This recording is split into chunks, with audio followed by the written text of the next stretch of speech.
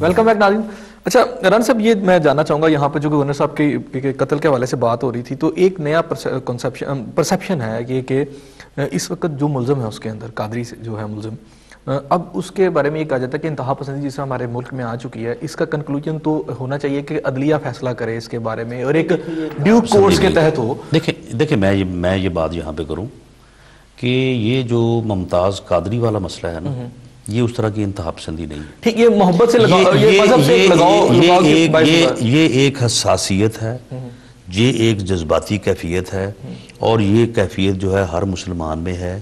اور یہ کیفیت میں سمجھتا ہوں کہ شاید آج سے 70 سال پہلے بھی تھی جب غازی علم دین شہید کا واقعہ پیش آیا. یہ آج بھی ہے اور یہ آئندہ بھی رہے گی.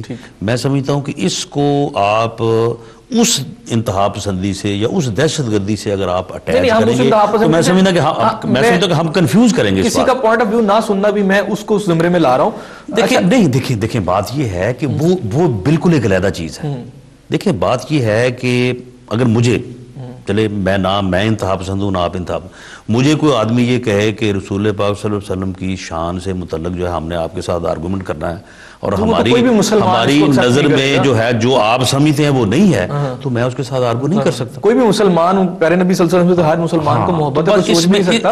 اس انتہا پسندی کو، اس انتہا پسندی سے جو اس وقت ہمیں دہشت گردی کی صورت میں ہے، یہ اس کے ساتھ لیٹس پٹ اٹ دس وے کہ مجھے یہ بتائیے گا کہ اب اس کا ٹرائل ہو رہا ہے، لیکن ابھی میں پچھلے دنوں نیوز پڑھ رہا تھا کہ اب لوگوں کو جو کہ انویسٹیگیٹ کر رہے ہیں پولیس افسران یا جس جج کے پاس جانا ہے، ان لوگوں کو یہ ہے کہ جیسے آپ نے بات بتائی کہ غازی علم دین شہید کی بات کی آپ نے، ایک بہت بڑا ایک طبقہ فکر جو ہے وہ اس کو ساتھ دے رہے ہیں. اب وہ لوگ اس کو انویسٹیگیٹ نہیں کر پا رہے یا عدالت کے ججز بھی گھبرائے ہوئے ہیں کہ اس کو سزا دیں یا نہ دیں.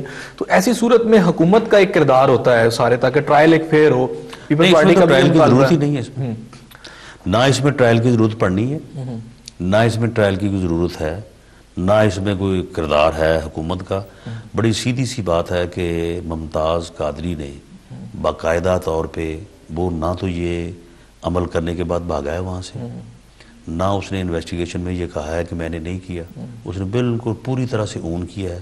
اس کو باقاعدہ وکلا نے کہا کہ جی ہم آپ کی وکالت کریں، اس نے کہا جی مجھے کسی وکیل کی ضرورت نہیں ہے. اور اس نے جناب باقاعدہ جو ہے اقبال جرم کیا ہے، اقبال جرم ریکارڈ کروایا ہے. اور اب جب عدالت میں اس کا کیس جائے گا آپ دیکھیں گے کہ وہ آدمی وہاں پہ جو ہے اقبال جرم کرے گا. یعنی بالکل یہ وہی بات ہونی ہے جو غازی علم دین شہید نے کی تھی. غازی علم دین شہید کا آپ کیس نکلوا کے دیکھ لیں، اس آدمی نے شروع دن سے لے کے آخر تک، یعنی سزائے موت، پھانسی لگنے تک، اس نے کسی ایک مرحلے پر بھی ایک منٹ کے لیے نہیں کہا کہ جی میں نے یہ کام نہیں کیا. اچھا رنزا میں اس میں ایک تھوڑا سا ایک پوائنٹ ہے، وہ یہ کہ اس میں جو اس کے ساتھ 4-5 لوگ تھے جنہوں نے اس پہ فائر نہیں کیا، جو سیکیورٹی گارڈ، جو پولیس کے دیگر سیکیورٹی والے لوگ تھے، اس میں ایک یہ پرسیپشن بھی ایک ابھر رہا تھا، لوگوں کا یہ خیال تھا کہ شاید اس نے پہلے سے کچھ لوگوں کو اعتماد میں لیا ہوا تھا. تو اگر اس نے پہلے سے کچھ لوگوں کو اعتماد میں لیا ہوا تھا، کیونکہ اگر سیکیورٹی کے لوگوں کو جب ایک شخص نے فائر کیا گورنر کے اوپر، تو سیکیورٹی کے باقی لوگ اس پہ فائر کر سکتے جو انہوں نے چونکہ ریسپونڈ نہیں کیا، اور اس کے پاس یہ ساری انویسٹیگیشن ہو گئی ہے. جو گن اس کے پاس تھی وہ میرا خیال ہے کہ وہ 1 سیکنڈ میں جو ہے وہ کوئی تقریباً 100 کے قریب وہ فائر کرنے والی گن تھی. یعنی یہ ودن 2-3 سیکنڈ سے واقعہ ہوا، اور اس کے بعد اس نے بندوق زمین پہ رکھی اور لیٹ گیا.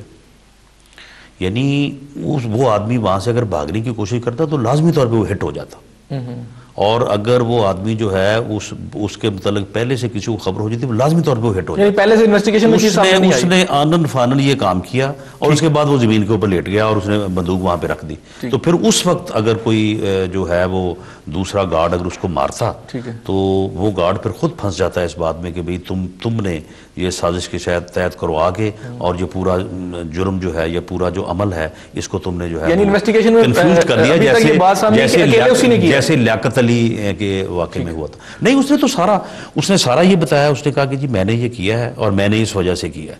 یعنی اب اس کا اس بات کے اوپر یقین لے آنا کہ گورنر سلمان تاثیر نے توہین رسالت کی ہے، اس کی وجوہات غلط ہو سکتی ہیں.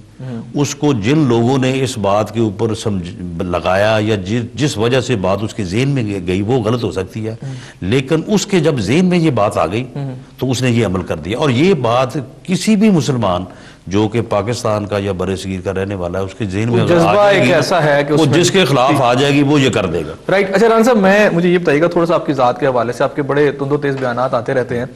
یہاں مفاہمت کا ایک عمل ہے پنجاب کے اندر، لیکن پچھلے دنوں راجہ ریاض صاحب کا بیان آیا، انہوں نے کہا جی رانا صاحب سے کوئی بعید نہیں، انہوں نے آپ کی زبان بندی کی بات کی. کیا وجہ ہے کہ راجہ ریاض صاحب جو ابھی تک آپ سے خوش نہیں ہے، نون لیگ کی قیادت پنجاب میں ابھی بھی آپ سے خوش نہیں ہے اور آپ کی زبان بندی کی باتیں کر رہی ہے؟ دیکھیں، راجہ صاحب کو مجھ سے اس بات کا گلہ پیدا ہوا کہ راجہ صاحب ایک دن بیٹھے تھے اپنا ایوان میں اسمبلی کے اندر، تو انہوں نے اٹھ کے بات کی. انہوں نے کہا کہ جی میاں نواز شریف صاحب اور شہباز شریف صاحب جو ہے وہ رائے وڈ میں ایک شورے کی دیگ پکا لیتے ہیں، اور یہ جو فارورڈ بلاک والے ہیں ان کو شورا پلانے کے لیے وہاں پہ بلا لیتے ہیں، اور دیکھیں ہم ان سے کہتے ہیں کہ آپ ان کو نہ بلائیں، یہ لوٹے ہیں، یہ بڑے غلط ہیں، یہ ہے وہ ہے، تو وہاں پہ جو ہے ان کو کیوں بلا کے وہ شورا پلاتے ہیں اور ان کو ساتھ ملاتے ہیں، انہیں چاہیے کہ وہ ہمارے ساتھ ہی رہیں. تو میں نے اٹھ کے ان کی خدمت میں عرض کی، میں نے کہا دیکھیں جو بھی فارورڈ بلاک کے یا یونیفیکیشن بلاک کے لوگ ہیں وہ اسمبلی کے معزز ممبر ہیں، اور ان معزز ممبران کو اگر کھانے پہ کوئی بھی بلا لے، میں بلا لوں یا میاں صاحبان بلا لیں، تو اس میں کوئی حرج والی بات نہیں، ہم تو ان کو معزز ممبر سمجھ کے بلاتے ہیں. تو راجہ صاحب شورا تو آپ نے پکایا تھا گورنر ہاؤس میں بیٹھ کے گورنر صاحب کے ساتھ مل کے، اور آپ پورا مہینہ وہ شورا پکا کے بیٹھے رہے اور ان کو بلاتے رہے اور یہ گئے نہیں وہاں پہ. تو اس بات کے پھر اوپر راجہ صاحب سے جواب تو تھا کوئی نہیں، کیونکہ یہ بات تو درست تھی کہ گورنر ہاؤس میں انہوں نے کہا کہ چھانگا مانگا ہم نہیں لگنے دیں گے. میں نے کہا چھانگا مانگا تو آپ نے لگایا تھا. آپ جب ٹی وی پہ آ کے کہتے تھے کہ جی یہ دونوں بھائی نااہل ہو گئے ہیں اور اب ہماری باری ہے اور ہمارا ہی اب حکومت ہوگی، اور آپ کہتے تھے جی 200 آدمی ہمارے پاس آ گئے، 106 تو آپ کے پاس ہیں، تو آپ کے پاس 200 کہاں سے آ گئے تھے؟ اس وقت آپ نے چھانگا مانگا نہیں لگایا، اس وقت آپ نے ان کو شورا پلانے کی جو وہ آفرز نہیں کی. آپ 10-10 کروڑ روپے 2-2 کروڑ روپے آپ خواتین کو آپ ٹیلی فون کر کے کہتے رہے، لوگوں نے ٹیلی فون ٹیپ کر کے ان کو سنائے. تو اس بات سے پھر جو ہے وہ راجہ صاحب کو بڑی مشکل پیش آئی، میری بات کا جواب تو وہ نہ دے سکے، لیکن بہرحال اس دن سے وہ بگڑے ہوئے ہیں میرے ساتھ. وہ کہہ رہے ہیں زبان بندی آپ کی کی جائے. اچھا رانا صاحب، جہاں انتہا پسندی ہے وہاں ٹارگٹ کلنگ بھی ہے، یہ بھی ایک اس کی ایک شکل ہے. کراچی میں ٹارگٹ کلنگ کا ذمہ دار آپ یہاں پنجاب میں ہیں، وہاں کس کو دیکھتے ہیں کہ کون سی جماعت ہے؟ وہاں ANP بھی ہے، وہاں MQM بھی ہے، وہاں پاکستان پیپلز پارٹی بھی ہے، وہاں مذہبی جماعتیں بھی ہیں. ایک دوسرے کو مورد الزام تو ٹھہرایا جا رہا ہے، لیکن ٹارگٹ کلنگ کا سلسلہ ایک نہ تھمنے والا سلسلہ ہے، لوگ وہاں لاگتے ہو رہی ہیں. بات یہ ہے کہ جب بھی ہم کوئی بات کرتے ہیں تو وہ MQM والے، کیونکہ ان کی بیسک ٹریننگ ہی اس قسم کی ہے، وہ پھر آگے سے یعنی ذاتی حملوں کے اوپر جو ہے اتر آتے ہیں. دیکھیں بات یہ ہے کہ کراچی میں جماعت اسلامی ایک سیاسی قوت کے طور پہ جو ہے وہ وہاں پہ ایک بہت اس کا اثر و رسوخ تھا، یہ کسی سے ڈکی چھپی بات نہیں ہے. ضیاء الحق کے دور کی بات ہے، اس وقت اسٹیبلشمنٹ نے سوچا کہ جماعت اسلامی کا جو یہاں پہ کراچی میں کردار ہے یا اثر و رسوخ اس کو ختم کیا جائے. وہاں پہ ایک لسانی جو ہے وہ ایک یعنی وہاں پہ چیز موجود تھی، اس کو ایکسپلائٹ کیا جا سکتا تھا. بدقسمتی پاکستان کی، بدقسمتی کراچی کی